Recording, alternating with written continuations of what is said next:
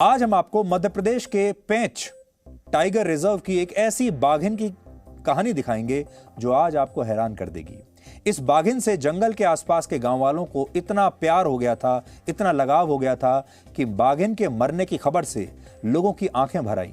इस बाघिन के अंतिम संस्कार में पूरा गांव उमड़ गया और बाघिन का अंतिम संस्कार भी गांव के लोगों ने ठीक उसी तरह किया जैसे किसी गांव वाले का, किसी इंसान का अंतिम संस्कार किया जाता है।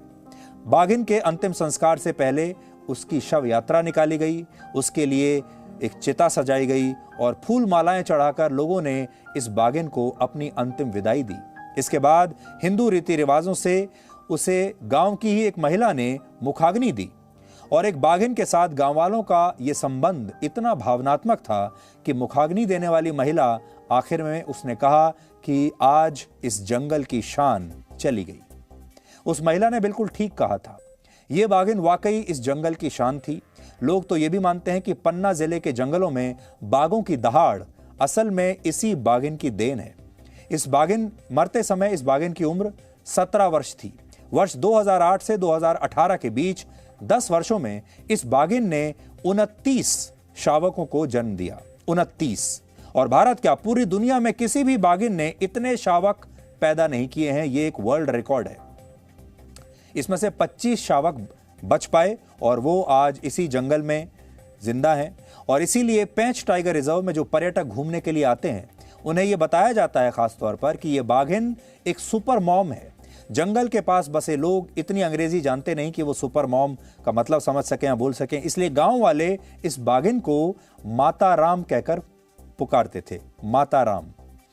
ये दूसरी बाघिनों से बिल्कुल अलग थी, इसलिए उसे अंतिम विदाई भारतीय संस्कृति के हिसाब से ही दी गई।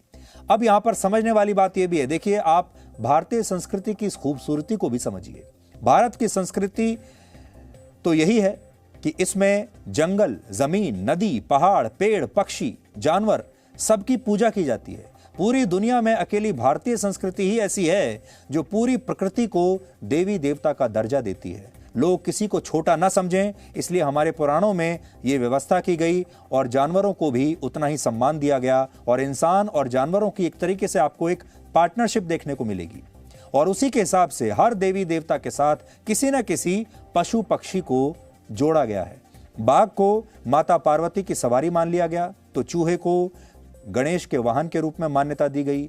गिद्ध को शनिदेव की सवारी बनाया गया ताकि लोगों को यह समझ आ सके कि गिद्ध भी हमारे लिए महत्वपूर्ण है, जो मृत पशुओं का शव खाता है और शव के सड़ने से पैदा होने वाले बैक्टीरिया और इन्फेक्शन से इंसानों को बचाता है।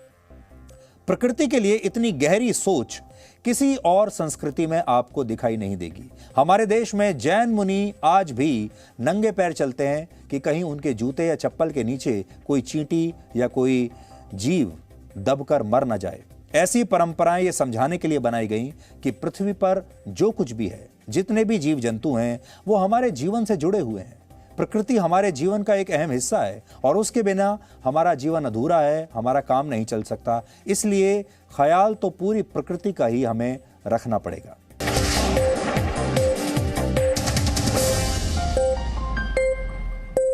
Presenting B News app, available on Google Play and App Store. Download it now.